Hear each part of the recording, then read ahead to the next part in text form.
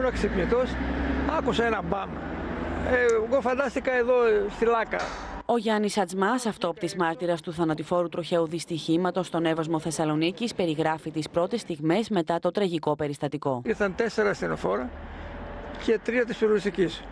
Πολεμούσαν να κόψουν τις λαμαρίνες για να τους βγάλουν έξω.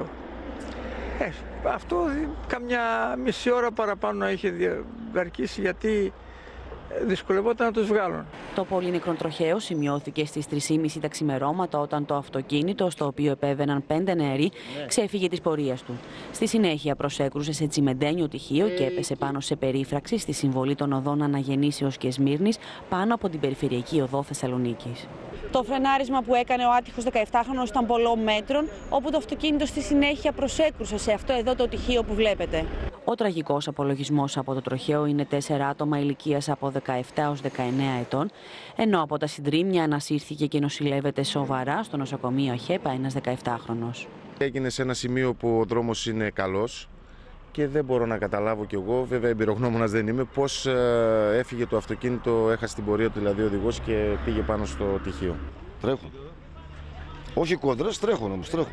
Πρόκειται για ένα δρόμο ταχείας κυκλοφορίας, όπου οι οδηγοί αναπτύσσουν μεγάλες ταχύτητες. Σύμφωνα με τους κατοίκους της περιοχής, ο φωτισμός στην περιοχή είναι επαρκής, ωστόσο δεν υπάρχει κατάλληλη σήμανση και διαχωριστικές γραμμές.